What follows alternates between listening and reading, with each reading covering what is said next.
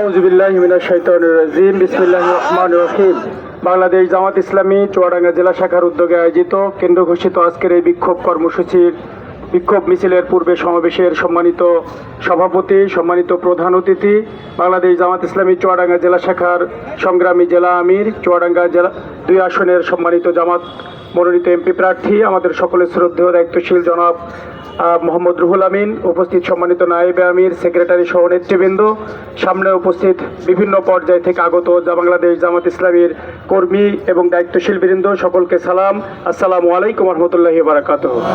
সম্মানিত ভাই এবং বন্ধুরা, আমরা জানি যে 1971 সালে একটি বৈষম্যহীন বাংলাদেশ গড়ার জন্য এদেশের মানুষ জীবন দিয়েছিল।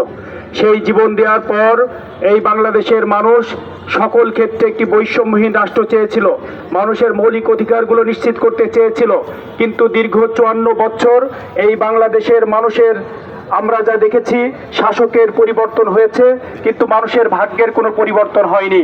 আমরা দেখেছি এই শাসকবৃন্দ যারা এসেছেন মানুষকে বিভিন্ন দফা দেখিয়েছেন, মানুষকে বিভিন্ন ম্যানিফেস্টো দিয়েছেন এবং মানুষের অধিকারগুলো মানুষের কাছে বুঝে দেওয়ার কথা বললেও তারা জনগণের ভাগ্যের পরিবর্তন করেন নাই, পরিবর্তন করেছেন নিজেদের ভাগ্যের। সকল পরতে পরতে দুর্নীতিতে এই বাংলাদেশ ছেয়ে গিয়েছে।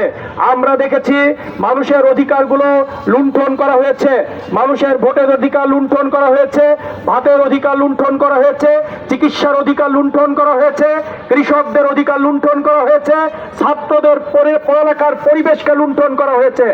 এই বাংলাদেশকে লুটেরারা দীর্ঘদিন যাবৎ 54 বছর যাবৎ তারা লুটপাটের রাজত্বে এই বাংলাদেশকে পরিণত করেছিল।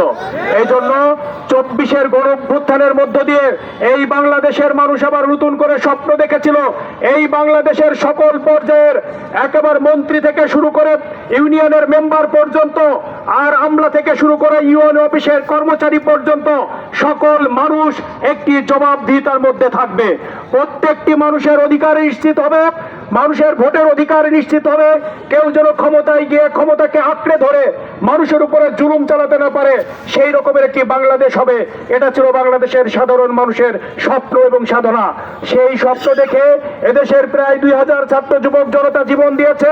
40,000-এর উপরে মানুষ তারা আহত হয়েছে, পঙ্গুত্ব বরণ করেছে। এর বিনিময়ে আমরা চেয়েছি যেন একটি ভোটের মাধ্যমে এই সংস্কার প্রক্রিয়াকে যেন ব্যাহত না করা হয়। এই জন্য বাংলাদেশ জামাত ইসলামী একটি দায়িত্বশীল সংগঠন হিসেবে সেই শুরু থেকে এই পর্যন্ত সব সময় বলে এসেছে, এই বাংলাদেশের যে জুলাই সংগঠিত হয়েছে সেই জুলাইকে বৈধতা দেওয়ার জন্য, জুলাই সনদকে বৈধতা দেওয়ার জন্য একটি গণভোট হওয়া প্রয়োজন। আমরা মনে করি সেই গণভোটের আগে যদি আবার নির্বাচনের নামে যেনতনভাবে এই সরকার কোনোভাবে তার হাতে ক্ষমতা তুলে দিয়ে চলে যেতে চায়, তাহলে এদেশের জনগণ আবারও 50 বছর হয়তো অপেক্ষা করা লাগবে তার অধিকার ফিরে পাওয়ার জন্য। সম্মানিত ভাইয়েরা, আমরা খুব স্পষ্ট বলতে চাই, এই দেশে যে সংবিধানের কথা ধোয়া তুলে আপনারা বলছেন সংবিধানে গণভোট নেই, 1978 সালেও সংবিধানে গণভোট ছিল না। আপনারা গণভোট করেছেন।